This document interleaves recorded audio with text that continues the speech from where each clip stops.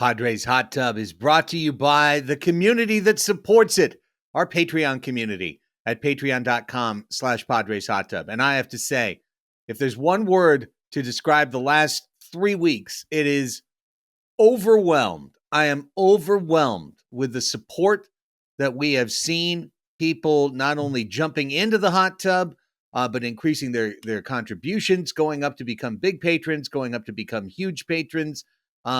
We're already past one of the membership goals that we had for the year, and it is March 31st. So we are so thankful. And if you're wondering, maybe catching a little FOMO and going, well, why are all these people signing up?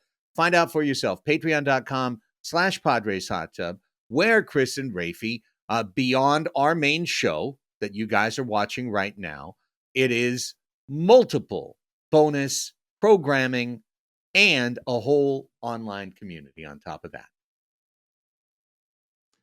It is the Padres Hot Tub social network is what it is. I wake up in the morning. I have friends again. I lost all my friends when I had children. I swapped them out. I said, out with you, in with you, come on in.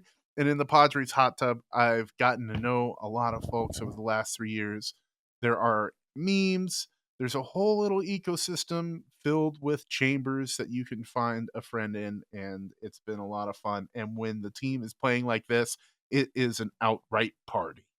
Yes, and we had post-game shows on 3 of the 4 games of the opening series, and we will continue to get you post-game shows as often as possible. That is, of course, in addition to the main show that you're listening to now and group therapy, all of which at Banter, Have a Drink, everything. You only get all of those shows except for this one if you are a patron. So join us, please. Patreon.com/Padres Hot Tub.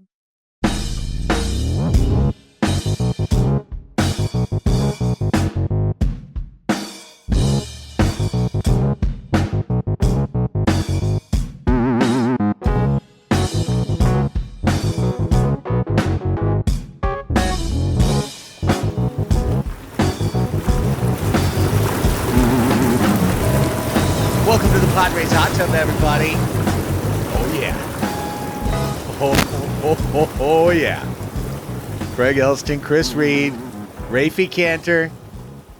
It's the best start ever. Best start ever. The best start ever. Best start ever. 5-0, boys. How about it? Woo! I'm speechless. I don't know. We're recording this like moments after the Padres wrapped up their 5th win, and it kind of hasn't hit me yet. Like the Padres are 5 games above 500. You guys, This is massive. Yes. Well, you know the Dodgers are winning and they're going to be 6-0. So oh Jesus Christ! Get this fuck out of here right now. It doesn't even matter if you go 5-0 because they're just going to go 6-0. So. No. How about it though? Out of the kingdom. About exiled. it. How about taking down the suddenly House of Cards collapsed Atlanta Braves? Just who knew? The worst team in the league. It's 1988 on TBS all over again. Just Ted Turner's in the dugout. It's just Full House, and it's Urkel, and it's bad baseball for the Braves. That's all you get. That's all you get. And now, hey, playoff team every year, Guardians. A team that I look at fondly because they beat the Padres the first game after the All-Star break, and then San Diego took them twice, and that was kind of the start of things on the roll, which saw the club go 43-19 down the stretch. And I feel like they just picked right up where they left off. And you can almost say it's 48-19. Like, this team is playing just like they played in September. Heady, heart-filled, talent-filled, opportunistic, hitting the moment, meeting the moment. Everybody rising to the occasion. Like, holy shit. Let's hang on to this. 5-0. Incredible. having a blast. Like, you see those dudes every night locked in, focused, and just having fun, playing loose, not hanging on every pitch. This is, like you said it, we got our team back, man. I was very anxious and worried that after our off season, where we lost some of our team, and then in spring training, where we weren't quite sure who our team was going to be, I was a little worried we weren't going to see what we saw last year again. And it was so great and so fun. They're back. Like, they're still there. Like, Petco Park has not changed. And it's good news for Padres fans. We have Well, we got a lot to talk about. A lot. To Yeah. talk Hey, you took the Lot words to out of my talk mouth. about. Go for Yeah, it. on this show. We're going to get into it. We're going to get into Shildt. We're going to get into Tatis. We're going to get into the starting rotation, the bullpen, the revelation that is Gavin Sheets. Is that his new nickname? The Revelation. Gavin Sheets. He is the revelation. Still freaking the sheets for me. Yeah, freaking the sheets. Holy sheets to the sheets. wind. Yeah, dancing in the sheets. However you want to do it. He's killing it. We're going to talk about all those things. A very, very brief housekeeping, because we are so humbled and pleased to welcome so many new members to our Patreon community over the course of the last 3 weeks. It's truly overwhelming. There have been so many new people jumping into the hot tub, and then others who have been here a long time, increasing their contributions along the way, going all in on this 2025 season. And Chris, I know you've got a list that has grown into a veritable cornucopia of Padres fans and supporters. Oh my gosh, do I have a list? I feel like the steward on the friggin' cruise ship trying to make sure he has all of his bodies on board, because this list is insane. I'm going to go through it right now. These are the folks who have joined us in the last week. We greatly appreciate it. We hope you're having a blast. Holler at us. This is us hollering at you. Kyle, Chris, Samuel H., Jack, Sam H. Those are different guys. I checked. Adam, Elliot, Ja Rule. Stop. Oh, that's not Ja Rule. That's a different guy. Tom, Friar J, AJ Pod, True Shiza, Joshua, John, Hayden, Tim, Daniel, Carlos, Tariq, Local, Dan, Eric, Oliver, Brian, Michael J, Charlie, Aiden, and Portmanteau. Thank you all very much for joining us. You are all welcome. You are all appreciated. One other thing, really quick. This is to save you money. If you Important. happen to be within the subset of people who have joined us and you did it in this particular way, you opened up your iPhone, you opened up the Patreon app, and you subscribe to patreon.com/Padres Hot Tub through the app. If you did that via iOS on an iPhone or an iPad, but a mobile device, they are charging you $250 extra per month as a service fee. Don't do that. Don't do that. If you sign up for $5 a month, you should pay $5 a month for Padres Hot Tub. If we want to raise the price, we'll do it, not them. Okay. So, if you happen to do that, you're hearing it from the hosts themselves. Please go ahead and unsubscribe that subscription. And then right on your phone, just use the browser instead of the app to go to patreon.com/Padres Hot Tub and re-sign up. And instead of paying $7.50 a month, you'll pay $5 a month. And, that extra cafe latte, at 7-Eleven, think about that when you buy it. You're like, oh, I used to give that to Tim Cook. And now I keep it for myself. Patreon's not the only app that does this. My Cameos, also, some of them get booked through the Cameo app, and then that gets paid to a tech company. And that makes me feel bad, because we really appreciate it when people financially support what we do and our work. And we don't want you to have to pay people who aren't involved with that. So listen to Craig. Padres, patreon.com/Padres Hot Tub is what you want to have typed in before you subscribe to us. Okay, that's all done. Done. We're all done and dusted with that. Now let's move on.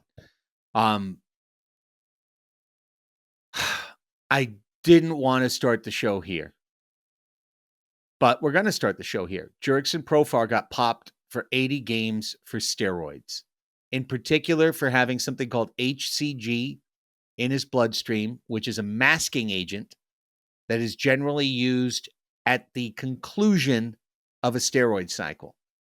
It's something that you use to clean a cleanup, but the cleanup got caught. And as a result, Jurickson Profar not only will miss games 5 through 84 for the Atlanta Braves, he also, if Atlanta turns around the season that we've sent them tail spinning to, they're the anti-us, they're 0-5. If they make the playoffs, he can't play. He'd be out and suspended for the playoffs. And I'll just say to hand it over to you guys, what I typed on Blue Sky. You can follow me on Blue Sky at 619 Sports. I'm so legitimately bummed and disappointed with Jurickson Profar, for Jurickson Profar. And as much as I am disappointed and bummed for that, I am equally happy that it's not falling on the Padres' heads, that he had his year in 2024. This has happened in 2025. And I hate that his star-crossed away from San Diego career is continuing, but I have to say, on a selfish level, it makes you go like, well, what if we had wound up re-signing him? This would be on the top of our heads today. It would have been. There's a lot that is unanswered and maybe will or will not come out. We will never truly know. I mean, that's the thing about the Fernando Tatis Jr. saga with this. How much of that we still don't actually know what happened. What I will say is that in Profar's own statement, he said he was tested 8 times last year, and obviously none of those came back positive. Now, that doesn't mean that he wasn't doping last year. I just want to clarify that, but I will say he was tested 8 times last year, was not popped. Another thing that is important to remember is that Profar went down with a pretty nasty injury in this year's spring training, and frequently PED use is not necessarily tied to in-season use, but people who are coming back from injury and wanting to return with a speedier recovery, not have the long-term effects of that, et cetera, et cetera. And so it's very possible that if Jurickson Profar was doping, that he was doing so basically within the confines of this preseason and now into this season. So, I was texting with John Prakoda this afternoon when this news came down, and John had pointed out that basically there are only a few things that could be making Jurickson Profar better, either PEDs, a corked bat, or a swing change. And his swing did change. It is worth saying that. But there may have been something else going on. There may have been nothing happening last year, and it's just this season. So just really tough look for Jurickson Profar. I did not know about the playoff ineligibility. Even if his suspension finishes, Yeah. Wow, that's a huge blow for the Braves, who invested a lot in him. I don't have anything much to add. That's a great point, Raphie. I also read that he could be pregnant. That's another reason why it could be showing up. So I'm not going to make any assumptions. This is a guy who, when he signed with the Braves, any amount of celebration from me came from him securing his financial future, because he's a guy I like. He's a player that he's kind of past that threshold of just a guy. Now he's a personality that I follow and I root for, and know the faces of his family. And he's going to lose $6 million this year, and his reputation has taken a blemish that oftentimes doesn't go away. Oftentimes it becomes kind of synonymous with your work as a big leaguer, and the financial loss and the reputation loss are a bummer, and I don't like that for a person that I enjoy. That said, for the Padres, it's only good news. I'm sorry, it is. Yes. And I mean, yeah. I again, sometimes I don't even like to entertain a narrative because in a way you're giving it a little bit of life, but I just want to attack it very briefly to move along, because every one of these stories, how you react to it is sometimes a filter on your own personal belief set, Yeah, as 100%. opposed to the way that you interpret or process information. So I saw immediately some people, including some people that, if you know our community, might be predictable, to immediately jump to Jurickson Profar's 2024 was drug stained, and it was illegitimate, and by proxy Tatis is using too, because here's a video of the two of them working out in January. So working out, that's what you do when you have steroids. And Tatis showing the video of Profar and saying dale dale as he's doing his leg lifts. Like, obviously, they had just popped the needles right before then. And okay, great. You can do all that and you can make that narrative. But the proof is Jurickson Profar tested positive this spring. So here's another narrative. Allow me to create it for you. Jurickson Profar had a swing change combined with a little bit of magic in the stupid game that's called baseball, and played a clean 2024 and put up a season that was 3 times beyond his wildest imagination. He couldn't even imagine himself that he would have a year that good. And then he went out into the free agent market to get the most money that he would ever get in his lifetime. Keep in mind, just 2 years after he thought he had gone through this whole process to get to lifetime changing money, and wound up getting absolutely nothing, being given a late spring training contract in Colorado that he immediately became miserable, had the worst year of his career, and was DFA'd in August, and wound up only getting $1 million the year after. I'd love to have $1 million. But you understand, within the context of Major League Baseball, he is approaching the scariest time of his career. And Atlanta gives him the most money of his career by $20 million. Yeah. The most money of his career. And then he's petrified. What if he doesn't match up his previous year with his next year? Father Time, undefeated, always getting older. And now's the time that I look to an alternative source for performance enhancement, because now I'm afraid for my performance to match my contract. You don't believe me? Well, I don't believe the other one. And now we're on the exact same page, right? Because no one can prove anything either way. I want to be the Borax and speak for the trolls for a half second. And that's and to say that I won't lie. I'm now a tiny bit on edge about our boy. Like Profar's proximity to the Tatis camp, his known training partner, Fernando Tatis Sr., got a lot of credit last offseason. I'm not asserting any connection. I don't even believe that. But I would be lying if, when I saw this news, my anxiety over what looks to be an MVP season in the womb of Fernando Tatis Jr., I got a tiny bit anxious. A tiny, tiny bit. And that has gone away with watching them beat the Guardians. Like, there's no hold in it. But for those poor souls who immediately went, oh shit, we've seen this movie before, I see you. And take a breath. And if you're asserting that Profar was cheating last year just based on this, that's silly. Things happen a lot, and these guys undergo very, very strict testing regimens. Yeah. Feel what you want to feel. Yeah.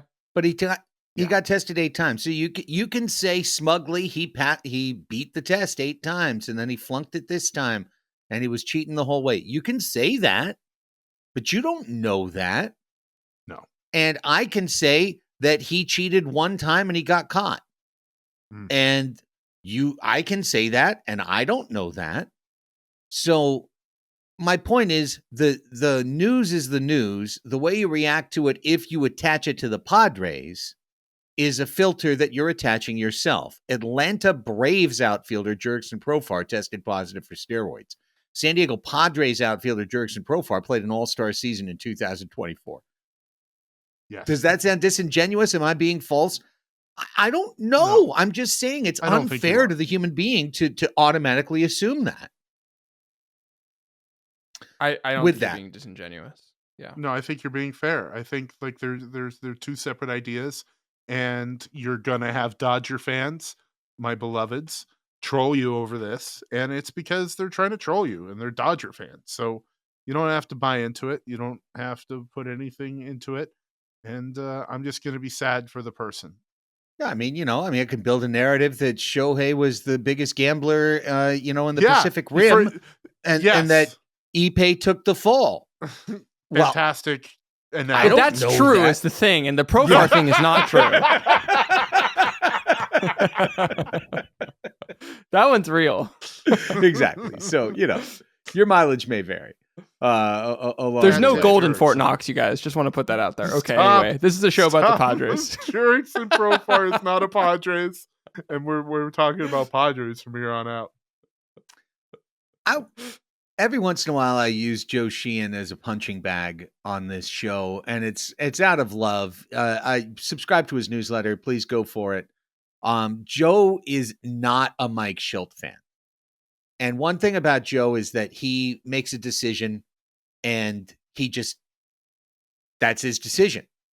And, new facts are unlikely to change the decision.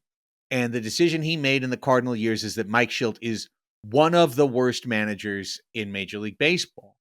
And when Bob Melvin moved to San Francisco and Shildt came to San Diego and he dinged us as whatever, an 82-win team or whatever, one of the things he said was, it's the biggest loss in the single biggest managerial drop from 23 to 24 was from Melvin to Shildt. And I looked just to be, because I was thinking about texting him again today and I didn't, but I looked at our exchange and it was like this time last year that I wrote him and I said, I think you're 180 degrees wrong on this and that it's going to be an upgrade from Shildt to Bomel, but we'll see. We'll see. We'll find out what happens going from Bomel to Shildt. Well, I want to just say it again. Mike Shildt is goofy looking in the sense that he's folksy. He's not, Gabe Kapler, cut and handsome, or he's not Bruce Bochy, aged and wise, or Tito Francona looking, weathered. Like Shildt, he's kind of got the, he's a little soft. He's a little pink. He's in his uniform. He wears number 8. It's like he doesn't look like he belongs in uniform. He never played the game. He's a never played the game guy.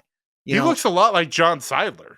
They could be. You they don't could be know. I brothers. mean, it's not unfair. I mean, it's not unfair on a basic level to say that. He's not great with the press. He says goofy aphorisms. When the team does anything wrong, he gets extremely, extremely defensive. It's annoying if you're somebody who's like dealing with the day-to-day of it when they were 50-50 and it was like 50 wins and 50 shucks almost. But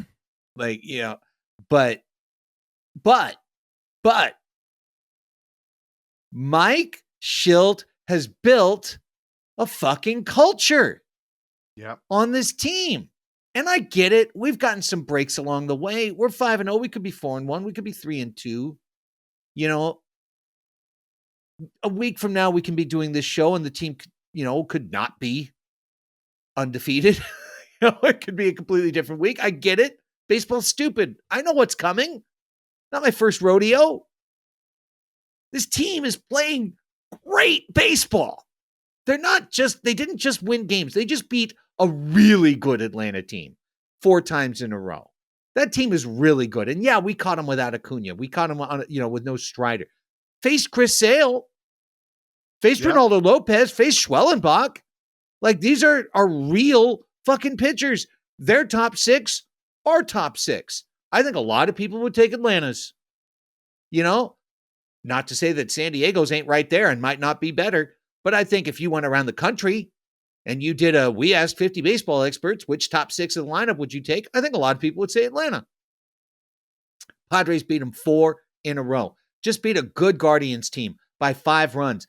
Their run differential is slick. Their starting rotation is good. The defense has been dynamite and opportunistic and smart. The base running has been dynamic and opportunistic and smart. And the team has been dynamic and opportunistic and smart. And these are the things that Shildt talked about on February 15th of 2024 when he showed up and threw 100 games of 50 and 50 when he kept saying that it would come, and it came. And this is one of the only managers in the history of baseball to never have not won 90 plus games in every full season he's managed. This guy's done it. And God knows he might do it again. And we're always going to get on, something's going to happen. Hell, I ripped, Gurriel, whatever. Like, he's part of those decisions. But whether he relies on a veteran every once in a while too many times or not, he's built a cult. Guys, he's got Manny Machado and Fernando Tatis Jr. hitting to the opposite field, participating in hit and runs, stealing bases. Manny just stole his third base today. Like, these are the very same guys that Andy Green and Jace Tingler and Bob Melvin could not get to. I mean, you laugh, but am I right or am I wrong? Those are the last three managers. They could not get to these guys. Just hearing Manny their names is playing is funny hard. now. I'm just erasing the whiteboard behind me that says 174 days since the last Andy Green mentioned. We're back down to zero. Exactly. Hearing that name is funny now. Is all that was the only reaction in our faces right there. I was immediately. Dude, I was practice, on, bro, in September. Training, doing drills in September, bro. Yeah, like that's how far we've come. Like, so I would start off with a big fucking tip of the cap to Mike Shildt. Yeah. I think this guy's a real manager that I want to ride with, and I'm going to put up with his aphorisms and his goofiness. And I don't have to be Annie. Like, I don't have to be down there or Marty Caswell down there dealing with him on a day-to-day basis. I can just turn off that stuff. Sammy Levitt can deal with that. A way that I would recommend dealing with his aphorisms is, correct me if I'm wrong, but I believe that Mike Shildt is from North Carolina or one of the Carolinas. Oh, he is North Carolina, he is. And you know who he sounds just like? He sounds just like Parker Posey on this season of The White Lotus. So anytime he's doing his whole little shtick, just imagine Parker Posey being like, chewing her gum. Fernando Tatis Jr. is a guru. And I just wanted to do that. That's all. But really, I mean, seriously. So I'm going to go. Yeah. These are gamers. Anytime you look down that bench, you just see a guru. Yeah. When we gave Mike Shildt shit last year, it was because he was coming in press conferences and trying to tell us things that we weren't seeing with our eyes. He was telling us that they were playing clean baseball, that they were gamers. And we were going, this isn't that clean. Well, this year, this shit is clean. Padres have one error. It's on a throwing error by Xander Bogaerts. Their base running errors have been born out of aggression, not ignorance or not knowing the situation or getting caught off guard like their opponents. But no, they've been out of aggression and pushing for the next base. And Mike Shildt, since he came February last year, Craig, he's talked about wanting to do that. His team is doing it. They're following in his image, and that image may be a little pink, but it's got them playing winning baseball, and I love it. Absolutely. I was just going to say, you already shouted out moving Tatis to leadoff. It just completely changes the calculus when you have a guy like Luis Arraez batting second, and you're willing to call hit and runs. And how many times have we seen it just in these 5 games alone? A 1-1 count, a classic hit and run situation, old school, or a full count, where all of a sudden you are deploying Fernando Tatis Jr. Importantly, you are pulling a middle infielder who is forced to then cover for the steal and then completely opens up a gap. And what is Luis Arraez the best at doing but lobbing baseballs in certain directions? Or even, I will even just set the bar a little bit lower, not striking out, just putting the ball in play. And when you put the ball in play with guys on the move, good things happen. And so I think this little tweak that Mike Shildt has been willing to make, clearly Fernando Tatis Jr. relishes it, by the way. It Yeah. seems to have just unlocked a completely new gear for this lineup, Craig. That You know, dude you wants talk- to come out and hit a leadoff home run in front of the Petco fans every time he has the opportunity. Well, I was just going to say, I mean, you talk about hit and run, and our guy Dylan, letters to AJ, back again. Thank goodness. First new column of the new year, another banger. Always bangers every time. But he brought up a particular sequence within which game was that? It was. I think it was it the had to have been opening day Thursday. game. Yeah, it was opening day game. It had to be Thursday. It was Yeah. the only game that was close. And within that game, the moment where Diaz gets a hit, Tatis is up, the count runs to 3-1. Tatis gets an inside fastball. He takes this giant rip on it. He misses. The count goes to 3-2. At that moment, Shildt pinch runs Jason Hayward. Hayward comes in, takes a giant lead, which he doesn't have to do, by the way. You know, but he's in there to steal. He takes a giant lead. He draws a throw. He takes a bigger lead. He draws a throw. He gets to the third disengagement before the full count pitch is thrown. And then they put the hit and run on. And Toddy slaps it right to the vacated spot. Like literally right to where Ozzie Albies was a moment before. And that sends Hayward over to third base. And then Arise is now up in that spot that we were always talking about. Like, let Arise's, plate appearances, putting the ball in play, be beneficial to this team. We want it to be hits. In this case, he hits a deep fly ball. And he gets the run in. And the Padres go from 4-4 to 5-4. And they wind up winning the game. And Dylan made the great point within the column that, like, that flyout winds up registering as slightly negative WAR. And that the play that Tatis made doesn't show up essentially in the metrics. And that's not an anti-metrics argument. Letters to AJ isn't an anti-metrics newsletter. It's just to note, and I'm tagging this to the Shildt thing on purpose, that the things Mike Shildt is installing in this team goes back to the single coolest thing I think about him, which is ball talk. He has, from day one of this first day at spring training, instituted this philosophy whereby he and the other coaches will go to players walking by in the hallway and, hey, first and third, there's nobody out, there's a left-hander on a mound, there's a 2-0 count, like situational thinking. They'll have these talks in the clubhouse. They'll have these talks in position groups. They'll have these talks informally. And then we saw it. The players talk to each other. They're communicating to each other. Everybody's on the same page to push the ball up the hill the same direction. And to win in baseball, it takes that. It takes the instinctive notion of, like, in this moment, we don't need a home run. In this moment, we need a hard ball over here. And that's what we need. And WAR is always going to look for the purest things. And WAR can miss the intricacies, the art, the bright arts as opposed to the dark arts, the weirdness of baseball. What's that? The weirdness of baseball. Yeah.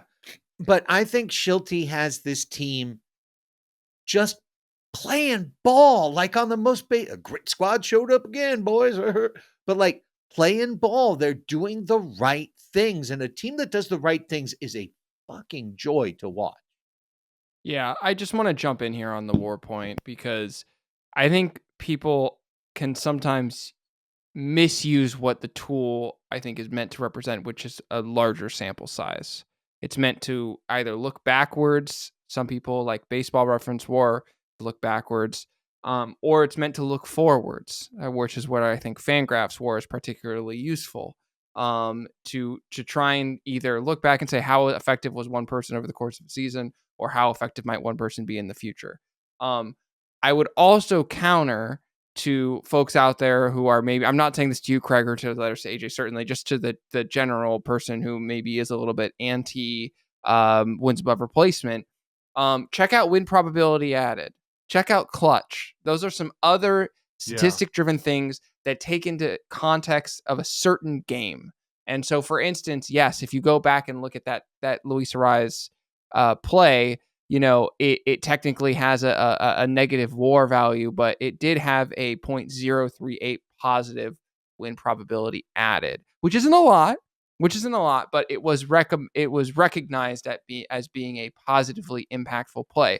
You can go back, and actually, it's so funny that of the events of today, because when Letters to AJ dropped this article and people were tagging us to talk about the WAR component of it in the show tonight, I actually was going to bring up Jurickson Profar in 2024 because Jurickson Profar put up the 24th highest FWAR in Major League Baseball last season, but he put up the 4th highest win probability added of anyone. And that, if you watched him last year, it would not shock you at all. He had incredibly timely hitting that impacted the game when it matters. And so I just say all of that to say WAR is very useful. It does not give you the whole picture. And I think just the same way that if you were to look at this Padres team and you were to look at the box score every day, you might not necessarily understand just how locked in this team has looked and felt over the course of these 5 games. Getting to Shilt's managerial prowess, there were some eyebrows raised here on my Riverside studio screens when we saw who was pitching the 3rd game of the Braves series. And Mike Shildt is also 5-0 when choosing where to pitch his starters. Am I right?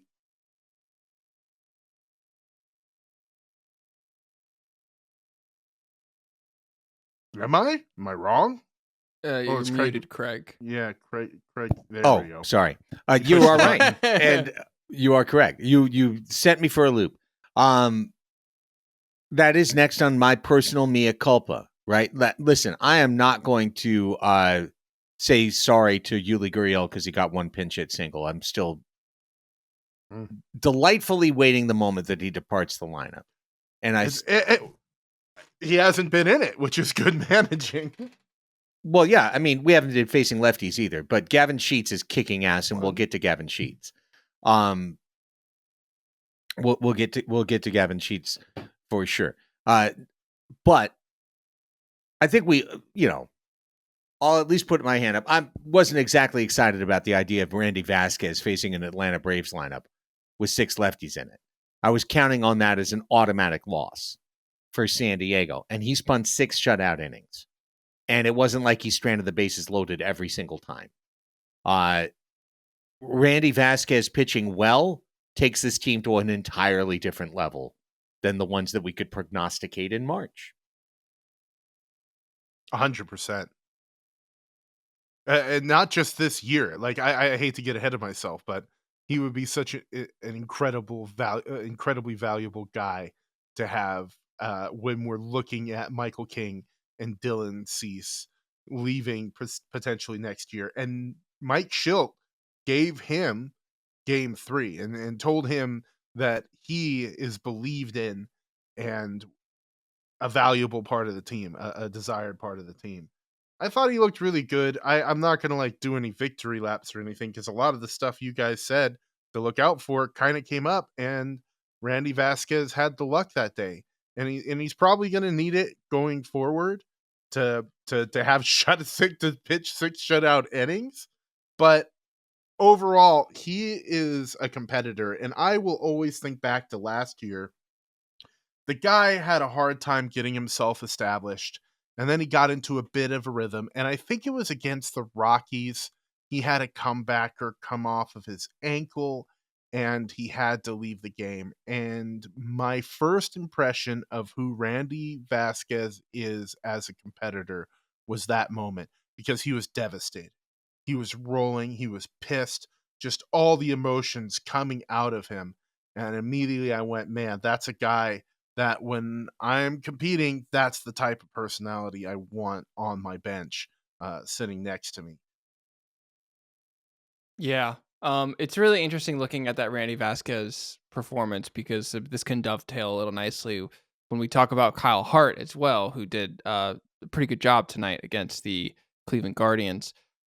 Randy was a junk merchant. His 4 highest usage pitches were sweeper, cutter, curveball, changeup, And, this is the sort of thing that I love to see. What's the concern with Randy Vasquez? He is basically unplayable against lefties, or certainly he was last season. And there was a clear strategy that the Padres employed, and Ruben Yebel employed with Randy Vasquez on Saturday. Against righties, very clear approach. He's going sweeper, curveball, occasionally throwing in a fastball, sinker. But against lefties, he was hammering the cutter to try and get something going in on the hands. And then he was matching that with a changeup that he never threw to any righties, but he threw to lefties. And so you had that cutter moving in on the hands. You had the changeup with the arm side action that was breaking away from the batters. And he was really able to neutralize a lot of the fears that we had about Randy Vasquez. That is to say, Matt Olson also did hit an absolute missile against him. That Yes. If not for Fernando Tatis Jr.'s freak athleticism and a bit of luck, careening off the top of the fence, that would have gone over the fence. But other than that, I mean, Randy Vasquez truly looking very impressive and changing the calculus completely for the Padres if he's able to maintain it, Chris. A little hat tip to Mike Shildt in that moment, man, because right after that would have been a really convenient time to be like, hey, good game, Randy, and then bring in an unknown entity to close out that inning. But he didn't. He gave up a walk following that to Ozuna. Another, maybe we got to get out of him. But then he got Ozzy Albies to pop out. That's a manager trusting a guy. That's showing belief. Those are building blocks. And it would be such a pleasant surprise for Randy Vasquez to become reliable, which is the thing he hasn't been. It's one game. He can go out and give up 9 earned runs the next time out, whether it's against the Cubs or whatever.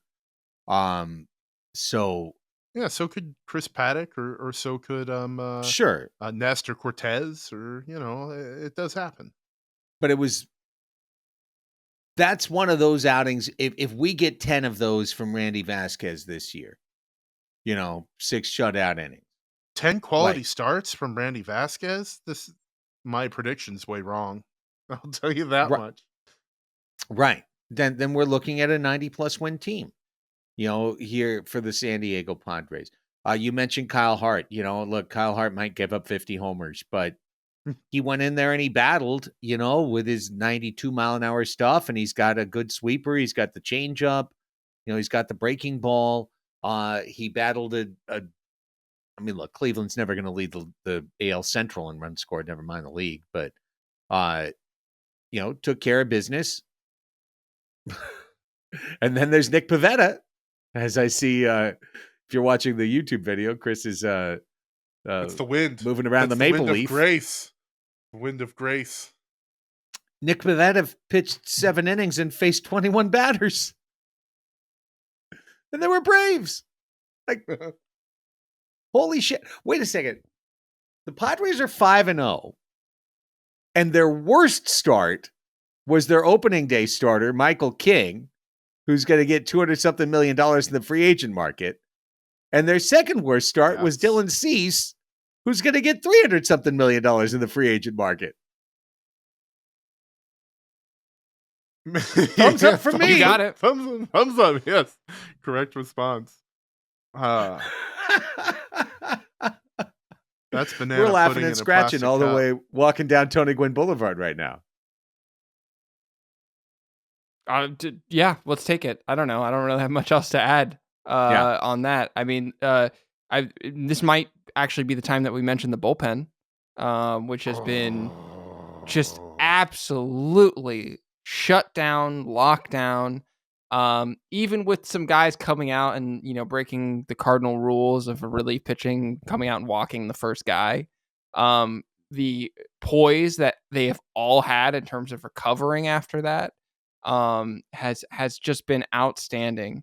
So I want to commend the bullpen not only for an impressive display of longevity in the first 2 games, but also Ruben Yebel and Mike Shildt for the tactical deployment of the bullpen in games 3 and 4 against the Braves. And also shout out in game 5, I guess, game 1 against the Guardians, for not burning their reliever in a non-save, or their closer in a non-save situation, which is something that we've seen Mike Shildt do in the past. Yeah. I like keeping Robert Suarez on ice because who knows when we might need to call on him, Craig. Could be tomorrow and Wednesday, and then he'll be available to do that. We knew coming in to the season that the Padres bullpen was one of their biggest strengths. That's why all of us at some point said that trading Robert Suarez was a tactical move that we could theoretically approve, because you could kick Adam to the 9th, you could kick Estrada to the 8th, you could kick Morejon to the 7th. Yeah. You've got secondary relievers behind that, like Wandy and Yuki and Alec Jacob and everyone else. And you've got yourself still a decent bullpen. But I'm very happy to report that the Padres instead decided to spend beyond the second apron and to put money into the team. And now we get to have that great bullpen and Robert Suarez. And that's better. It's still better. Yeah. Whatever you think about, and before I say any blah, blah, blah about Robert Suarez in his early outings is throwing a 4-seamer and a 2-seamer and a changeup. He's not just Bobby fastballs like he was to start 2024. It feels like there's a bit of an evolution there for Robert Suarez. Do I think he's going to be a Padre next year? Probably not. Am I happy he's the closer right now? I am. Yeah. That changeup, and it's not a sloppy changeup. It's a changeup that he is dotting. He had one bad umpire call away from absolutely shutting Marcell Ozuna down with that changeup on the corner. Guys, I want to give you some cold, hard numbers because that's the type of fellas you are. The Padres bullpen in this season have 20 innings pitched. They have given up 8 hits. They have given up 1 earned run in those 20 inning pitch. They have walked 6 and they have struck out 23. If you take away Alex Jacob, who's been solid, I mean, he's a young dude and he's been really good in maybe not high leverage moments, but some pressure cooker moments. They've been moderate. If you take him away, you have 17.1 innings pitched, 2 hits, 0 earned runs. How many walks? 6 walks and 23 strikeouts. That is the bullpen Fangraphs listed in the bottom half of the league. They have been slept on, and the 4 horsemen who could be 4 closers on any major league team outside of a handful are leading the Padres not to the apocalypse, but to the promised land.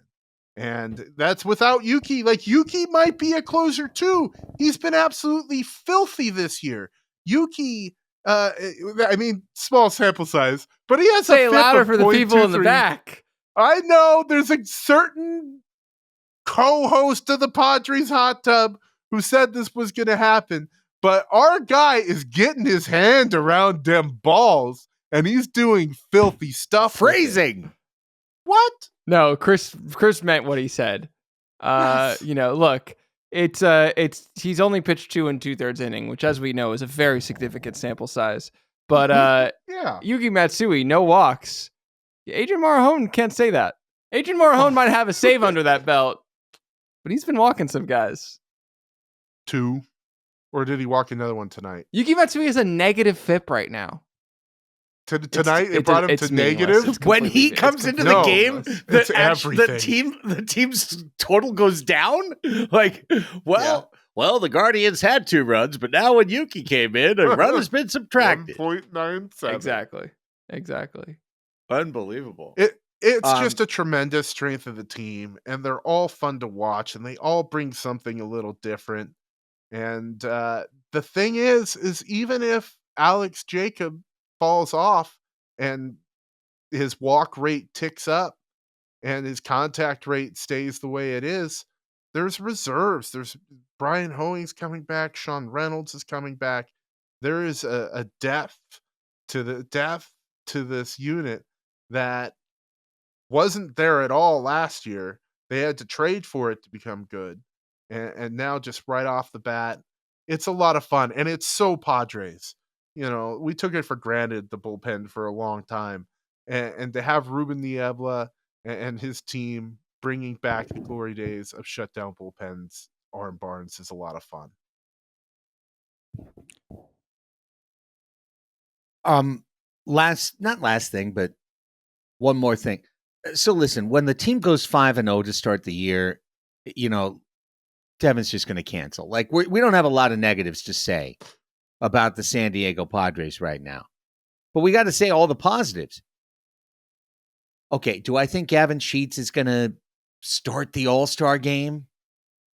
He could. That line drive. The line drives are still here, Craig.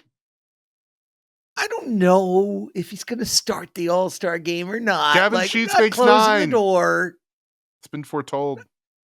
Not slamming the door on it. He broke StatCast tonight. He broke StatCast. Okay. The most advanced machinery and technology that MLB could bring to bear. He broke it. Broke it. We're talking about the fastest swing of the night at 86.1 miles per hour of all players. Nobody had a faster swing than that, meeting a 97 mile per hour fastball in a manner that we still don't have the data for. It completely broke it. Petco may have kept it from going over the fence, but there's a mark in that fence. There's no exit velo listed for the batted ball event on StatCast. It is much like the 17 minutes missing from the Watergate tapes, something that is just completely lost to man. I want to paint a picture because this is just how I have to imagine this offseason went with Gavin Sheets, which is just picture a cold and dusty industrial road in Gary, Indiana, a meek and emaciated, tall but malnourished Gavin Sheets trudging along the side of the road. He's sad. He's not wearing any shoes. He's looking down on himself. And then, out of nowhere on this lone road, a Ford F-150 pulls up and rolls down their window. And who's inside but Mike Shildt and Victor Rodriguez? He say, "Young man, are you all right?" Gavin looks at the ground, shakes his head. Need a ride, cuz? Yeah. Says, "Got DFA'd." Said, "You need a ride, cuz?" Says, "That'd be nice." He's like, "You hungry?" Like, "Yeah. Why don't you hop in the back of the pickup truck there?" And I imagine that like a golden retriever, Gavin Sheets hops in the bed of the F-150. They drive off. They go to some cabin frozen on Lake Huron or something like that. Yes. And they're feeding him like beef stew and like party things. Thank you. This is how I know you and I are aligned. It's Dinty Moore. It's Dinty Moore beef stew. Exactly. And he's regaining his strength. And it's just like all but then you got like the Rocky training montage where there's the frozen meats hanging down and he's going and he's punching it and everything like that. But like I'm telling you guys, Gavin Sheets was in the baseball gulag on the south side of Chicago forever. And he's finally been rescued. He's finally able to live. And what are we seeing? We are seeing feats of strength that are literally breaking StatCast. We are seeing a smile that could light up a room. And we're seeing that the Padres, they finally, at long last, after years of searching through Luke Voigt and Juan Soto, say it, Raphie! They finally found their beef boy, guys. They have their beef boy. Beef boy. What do you think I was going to say, Chris? No, I knew that's where we all caps to the beef boy. Yeah. This dude hit in his first swing in anger that he put in play. He hit the ball over the damn fence at Petco in March. He's our beef boy. He's our beef boy king. Can we see a little more chest lettuce? Could that happen? That would be nice. That would be nice. But his smile is enough. And that dude has been smiling nonstop since the season started. He has been smiling coming into the dugout, getting love from his boys, That dude won 49 games last year. He's already more than 10% of the way there. It was really, really important to me when you were telling that story that he eat beef stew. It was in my mind. I was going to interrupt you to say that it would be beef stew, and then you said it, and I was so happy. That's a moment of pure joy that I experienced in 2025, which I think we need to cherish those when they come along. And my wife then opened the door to say that I was too loud and that my son is in the next room trying to sleep. So I'm very sorry. Sorry, but James. Dinty Moore. Did beef you just stew. turn to her and go, "It's Gavin Sheets"? Gavin Sheets. I mean, let's go. Let's go San Diego. Here's something fun. A week from tonight, we're going to be in Sacramento. Did you guys see the Sacramento A's home opener score right now? Oh God, They're still no. playing, by the way. I don't know saw why Jacob they're still Wilson playing. hit the first home. Oh my goodness, Chicago's It's getting out some 18-3 anger, Cubs. huh? Wow. Oakland's revenge. It's 18-3 Cubs. You- The Sacramento fans are like, is this what we're going to get 80 times? Yeah, the answer is yes. Can I just say we're like 50-something minutes into this podcast and we haven't said Jackson Merrill's name one time? Oh, you mean the guy who should start the All-Star game? Yeah, He's going to start the All-Star game. Yeah, he has to. He's the best center fielder there in the National League. I mean, he made a play tonight after starting the wrong way, immediately covered about 20 yards behind him, and was underneath the ball in time to like relax. The kid's amazing, and he hit the ball so freaking hard tonight. The first 2 or 3 hits he had were first times he made contact, because some of them went to defenders, but they were over 109 miles per hour. Like, as a baseball card collector with a significant Jackson Merrill inventory, I am well pleased. He's better than any of us ever thought he was going to be. Yeah. True. Yes. We need to start like opening our minds to the idea that this might be right there, one of the greatest Padres of all time. I don't think that's crazy. No, I don't think it is either. I've never in my, again, mind you, saw the tail end of Tony Gwynn's career, but I never saw him at his peak. I've never seen hands like Jackson Merrill's. I know we have Luis Ariz on this team, but like the combination of that RBI that he got on opening day, where you can just see he's waiting fastball, he gets a breaking ball, he adjusts mid swing, goes low and away, and just slowly, softly volleys it into center field. Calm, cool, collected. But oh, by the way, he can hit lasers. He can hit piss missiles. I've never seen anything like it on this team. And I don't think you're crazy, Craig. Like, I really do think that he has the potential to be an all-time Padre. And it seems like the desire is there on both sides, certainly on his side. Yes. He's saying all the right things, and you're absolutely right, Raphie. He should be batting second.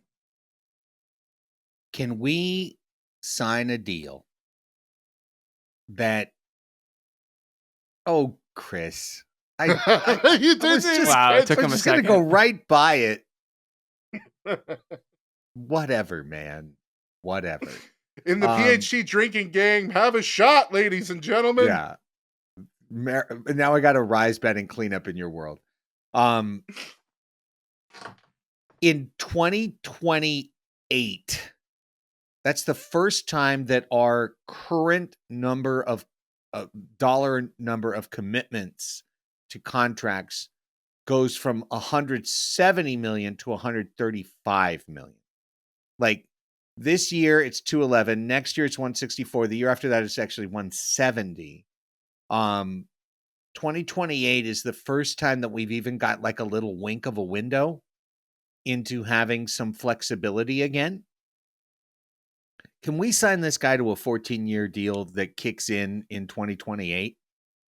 You know what I mean? No, but they can sign him to a deal that kicks in next year, and they can give him opt-outs, and they can give him financial security, and they can give Padres fans the promise of a career with him. Fuck opt-outs. I want the Harper deal. I want the statue deal. I'm willing to accept prices I'm willing to accept costs. Like, Merrill needs to be a Padre for his career. I cannot abide him being in another uniform. Yeah. I cannot abide. So the ship has sailed on the early savings, the Churio deal, the Acuna And the team deal. tried. Give them credit. They tried, and Jackson said, "No, that's not going to work for me." Now I want the Tatis deal. Yeah. That's what I want. I want that for Merrill. I want the big money to kick in around 2029 when the Padres can afford to pay it. And let's go. LFGSD, JM 3. Like, this is our guy. Like, this is our guy. No one else's. This is our guy.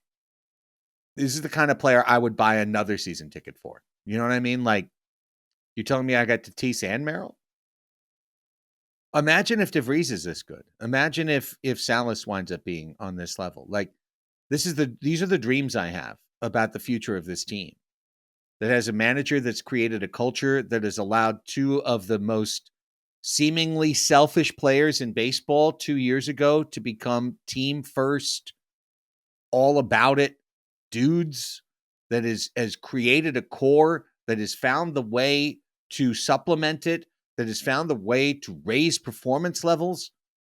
I'm going to go back to something Ryan Cohen said to us at the end of the year when we were in our despair. And he was like, and we were talking about it was Jurickson and Peralta and Solano and Higgy. And it was like, I can't imagine the team without him, and I can't imagine paying them for what they might do next year. I have no idea what they're going to do next year. Like, we're starting to get the answers to those questions.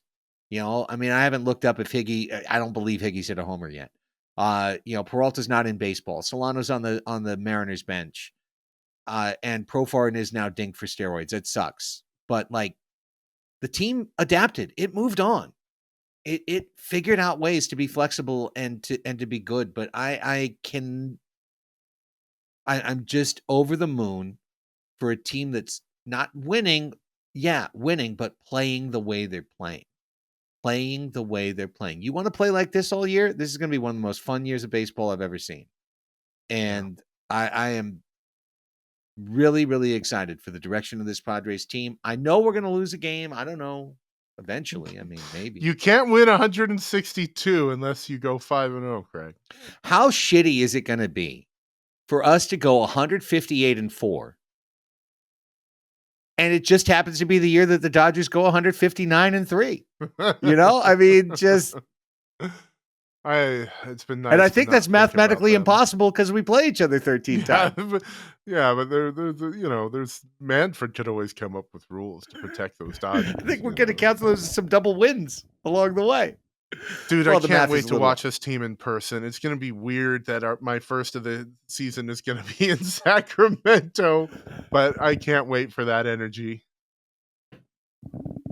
Any closing thoughts, gentlemen? Dude, go Padres. I would just keep it rolling, man. Hey, Jason Hayward and Luis Ariz got hits. Everybody's gotten hits now. It's on.